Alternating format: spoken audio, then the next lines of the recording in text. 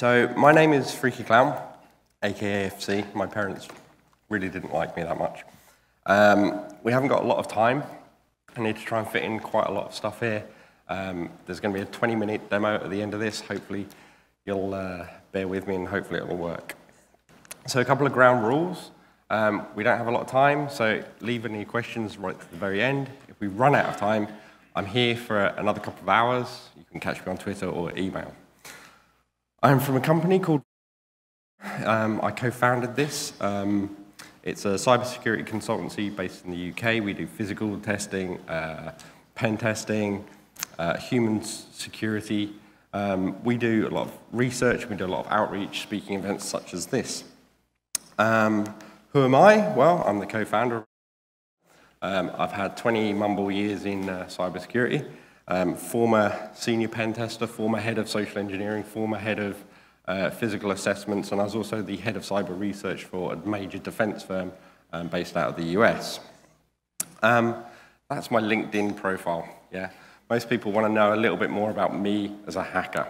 So I am one of these, an ethical one. I'm the sort of guy that people bring in to test their security. I'm not one of these, I'm not one of these, I'm not one of these. I'm an old school one of these, and I've been doing it since I was a little kid, at least until these guys did this. You can laugh, it's fine.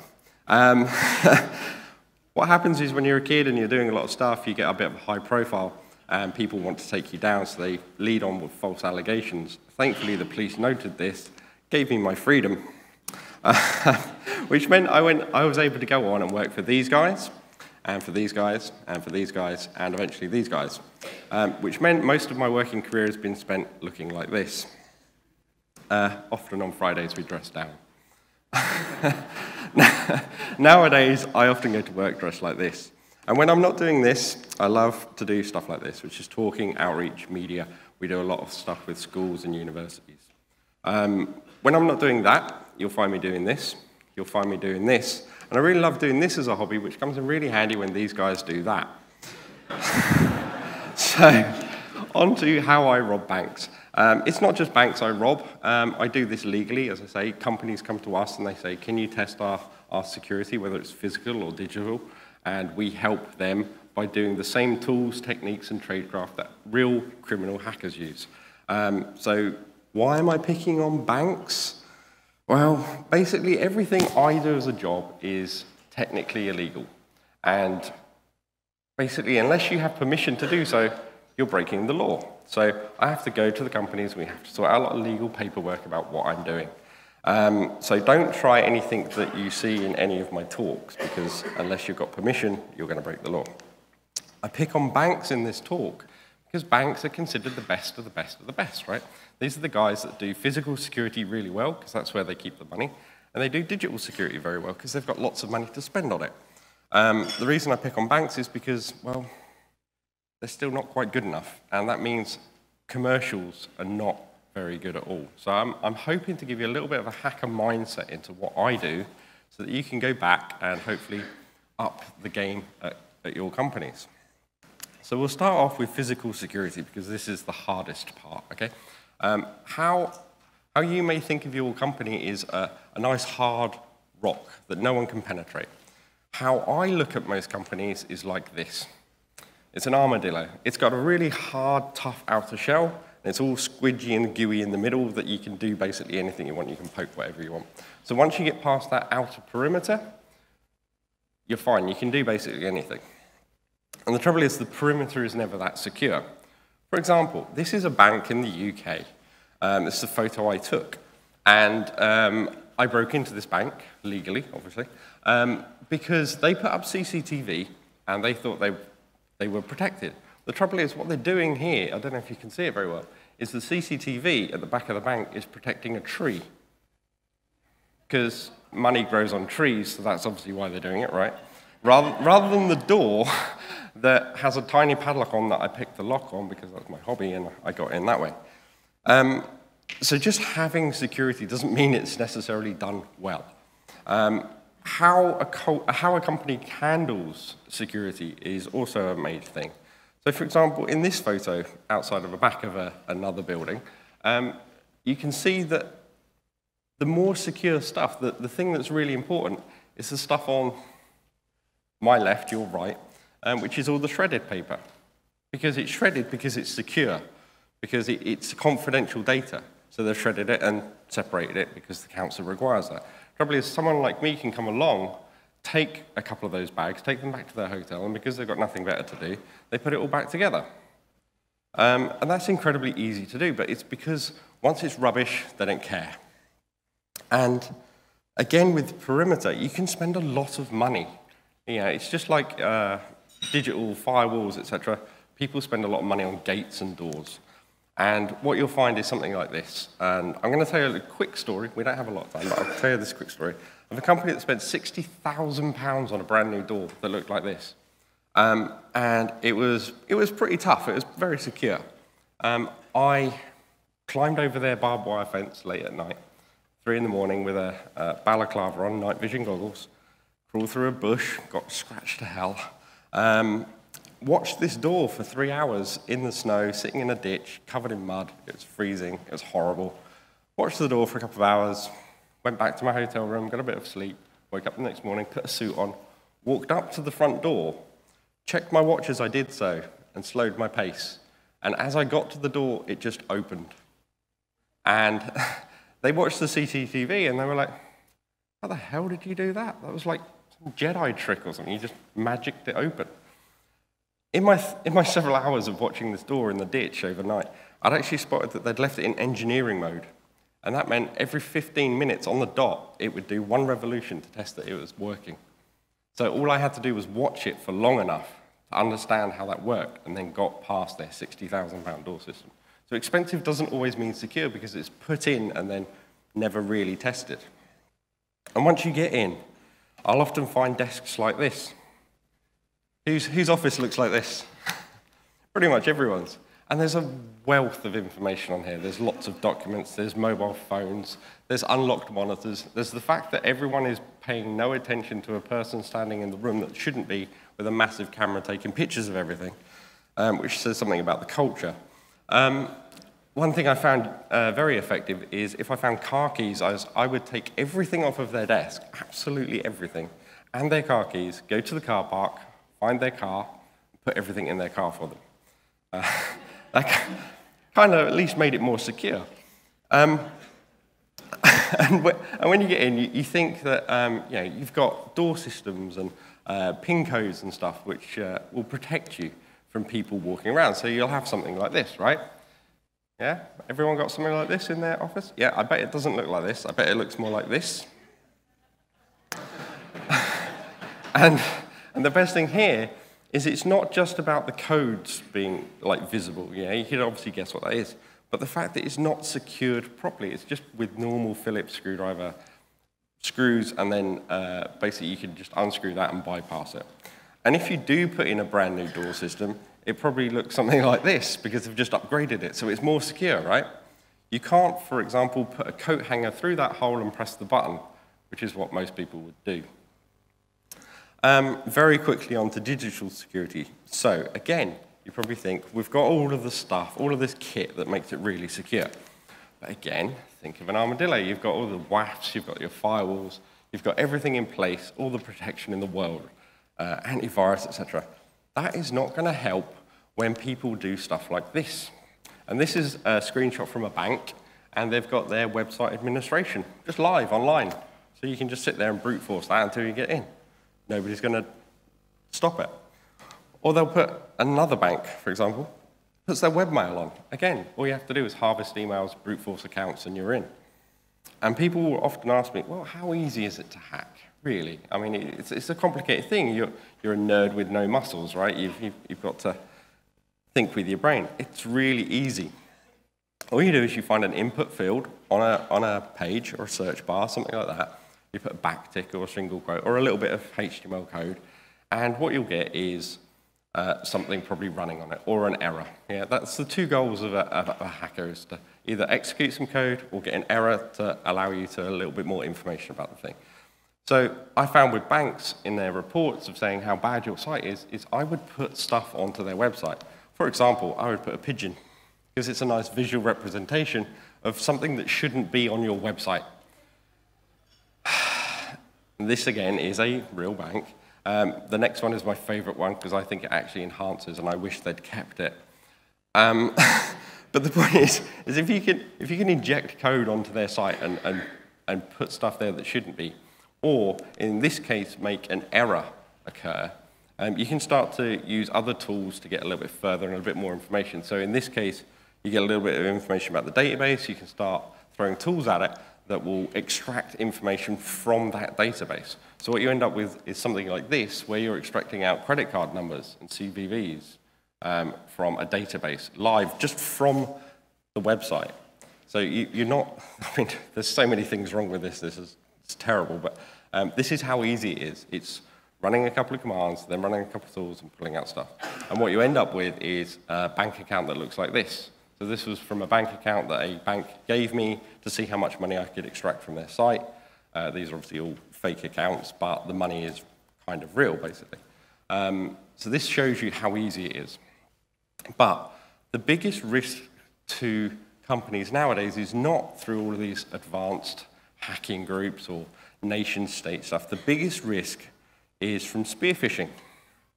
And I want to give you a little demo, and I'm going to try and get this in time.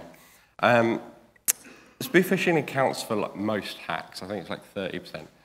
If you do spear phishing exercises, you might get about 30% of your workforce clicking a link if they're untrained. If you're really good at your training, you'll get it down to like 5%, maybe 1%. Think about that. If you've got 10,000 people working for your organization, 100 people are going to click a link. Yeah?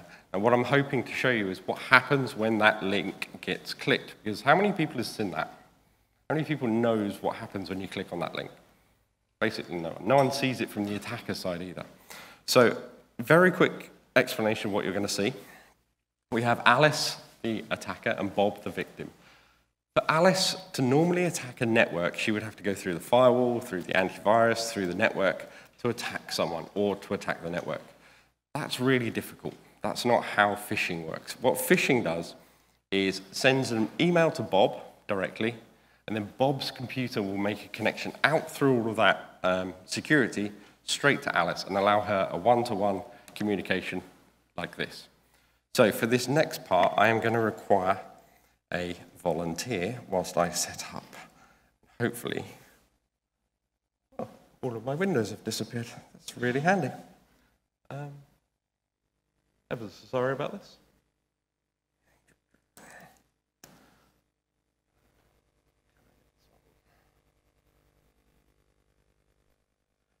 Right. Resize this. I set this all up earlier, and now it's all a little bit funny.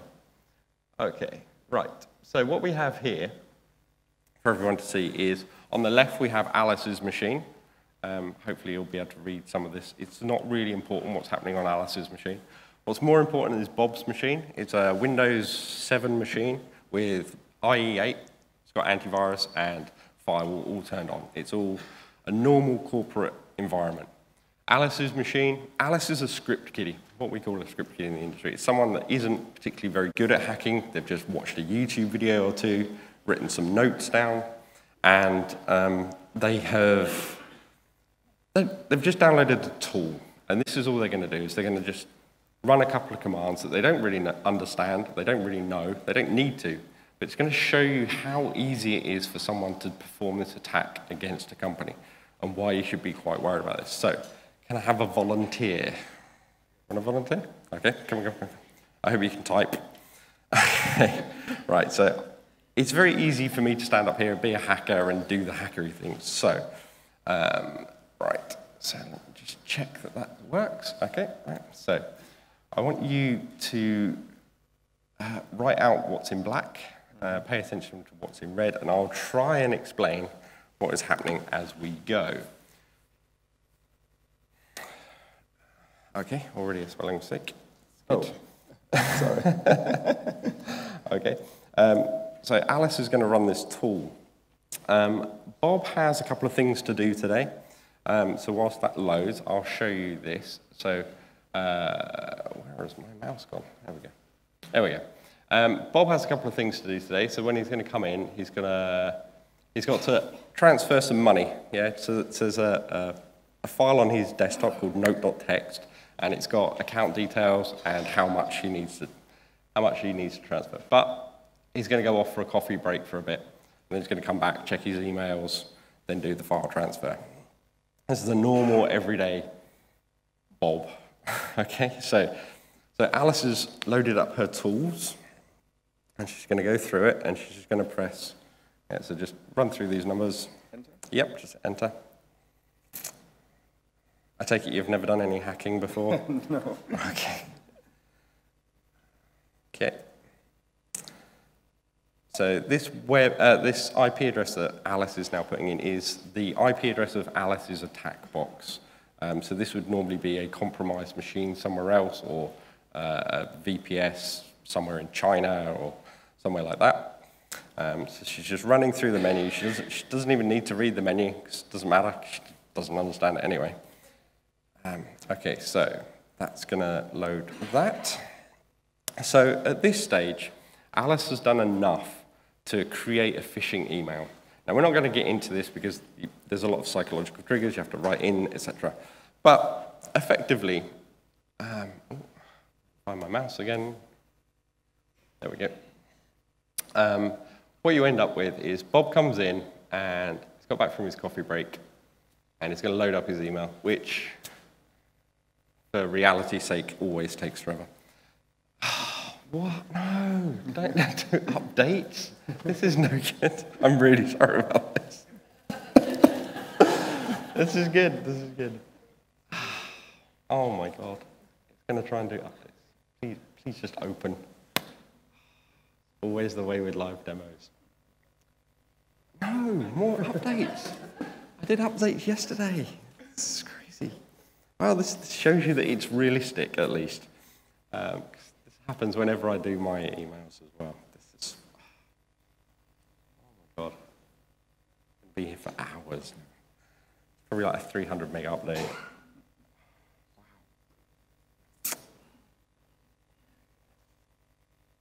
How can you say don't do updates? It's going to be a very short demo at this rate. Oh. There we go. Right, so we've now got fully updated, so at least you know that it's up to date. And Bob has an email. Now, I have tried to make this as transparent as possible. So rather than all the mumbo-jumbo that you'd get and sort of hidden links, etc., I've tried to make this as transparent as possible. So what you see here is a very simple email, and it's got a link in it. And you'll see that that IP address is the one that Alice put in. You will never see an email like this in a phishing attack. It will always be very, very contrived and try and put a time pressure on you, etc. You've all seen phishing examples. But I just wanted to make this clear. So what I want you to see is what happens on Alice's machine and what happens on Bob's machine. So 1% of your workforce, even if you email them and tell them, do not click this link, it is malicious, they will still click the link because of human nature. This is what our research has shown. So imagine you've done all your training, you've got it down to that 1%. Yeah, so 100 people are going to do what Bob is about to do. And he's going to click this link, and I want you to see what happens on Bob's machine. Yeah, so he's got AV on, he's got firewall on, etc. So he clicks this, opens up a web browser, and it just goes to Google. That's it. It's real live Google. It doesn't do anything interesting. Eventually, it'll load Google. Sorry, it's going through a little wireless dongle thing. But what you'll see on this side is, on Alice's side, certain things are happening. So Bob's gone, oh, I didn't get my cat pictures I was promised, but nothing's happened. There's no antivirus kicked off, no firewall warnings, no nothing. Okay, I guess I needed to sign in, but I'm not going to do that because I'm security conscious, right? So he's going to go off for another coffee break. So he's going to shut down his email. Like I say, nothing has highlighted, no, nothing. There's no warning. However, on Alice's side, it's a completely different story. So, do you want to carry on writing? So at this point, Alice has sent out several emails to several people, and she just wants to check that as lowercase l. Yeah, yeah, that's it. She just wants to see if anyone's made that connection back to her. So in this instance, we've got one connection back, and it's from someone called Bob, as you can see on the screen. So now she's going to, nope, there's a space. Now she's going to interact with that one connection. She may have 20, 30, doesn't matter, because it depends how many people clicked. Get UID, there we go. So if you pause there a second. So what you can see here, you can probably just barely see it on the screen, is that we are logged in as the user Bob. So we are now compromised on Bob's machine. Bob has no idea that this has happened. So what else can we do? So whereabouts do we sit? As Alice, whereabouts on Bob's machine are we currently? So if we look at this, we are currently on the desktop of Bob. So if we look at this, yes? This lists all the files that are on Bob's desktop. And as you can see, there's that note.txt, which is on Bob's machine. And we can have a look at note.txt. There we go. So we can see that it's got some information, which is great. But at the moment, we can't really change anything. We can't do anything. So what we need to do is escalate our privileges. We need to chain some exploits together, to use the correct terminology.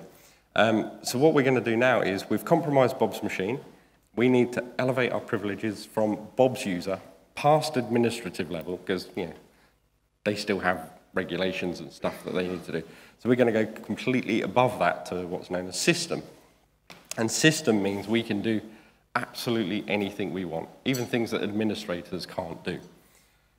So what Alice is going to do here, hopefully, it's a little bit of a complicated command, I have to admit, is use another exploit. And this is a local exploit to Windows. And it basically always works. Yep, yep, that is. Okay, next line. This is the hardest thing in hacking to do, which is chaining exploits together. So you get one that might work, you need to get another one that may work or may not, and it may crash, and it may do all sorts of horrible things. But this one should work at least. It's pretty reliable on Windows 8, Windows 7 rather. So, yep. So we're just setting up the same sorts of things before. We're setting up the connection, we're setting up what payload we're going to give, where it's going to connect back to. Hopefully if we get the numbers right, yep. And then we're going to use a non-standard port, but that doesn't matter. Nope. Space. Easy to do. Oh. Don't worry, it's fine.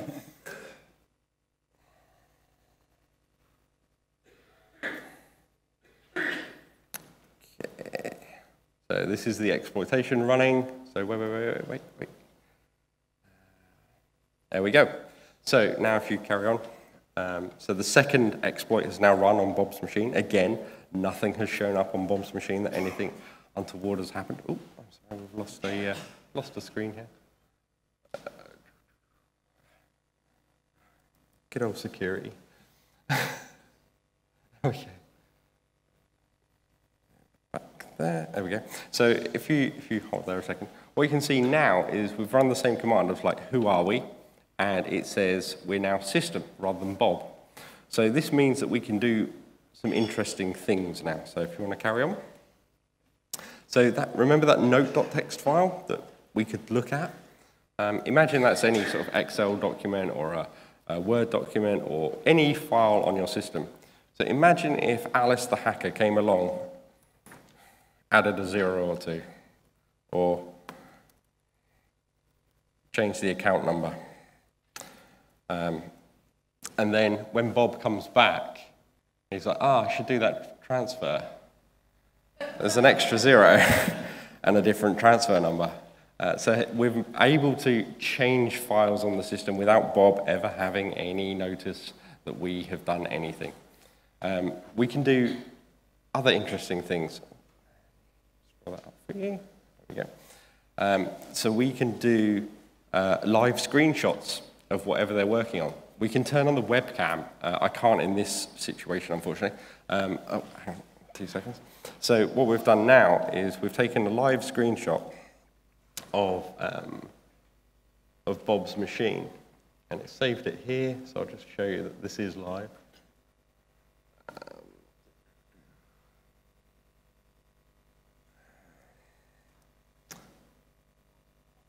So if Bob was working on something that was secure or he had to log into somewhere else, we can have a live view of that, whatever Bob's doing.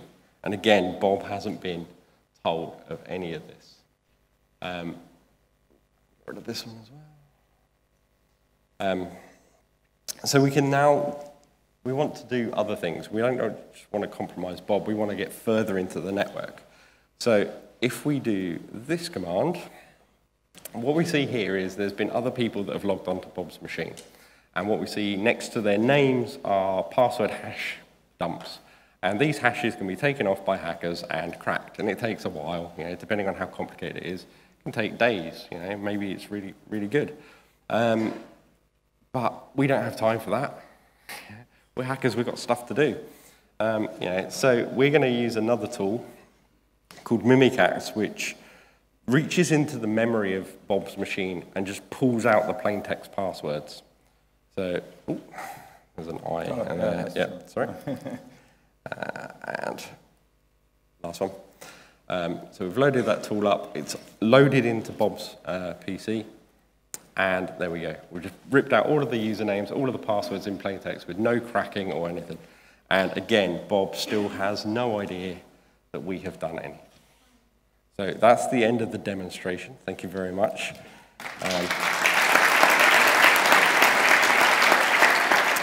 So we've got a little while left, so I just want to go over what you guys can do. I'm not going to read through this. Oh, hang on. I'm not going to read through it because you can't even see it. There we go. So what can organizations do? These are the small hints and tips that you guys can take back and hopefully implement. If you want to take photographs of this slide, you can do. So I'll just leave it up for a moment or two. I'm not going to talk through every single one of them. If you want to talk to me about it afterwards, you can. The way we find helps best is if you teach from a top-down perspective. So if the C-suite is implementing these things, then people follow that lead a lot better. And what we do is we do a lot of outreach with parents and employees at the end of any of our training courses so that we can help them. Because if people start taking security at home seriously, they bring that into the business. So the sorts of things that people can do as an individual is stuff like this.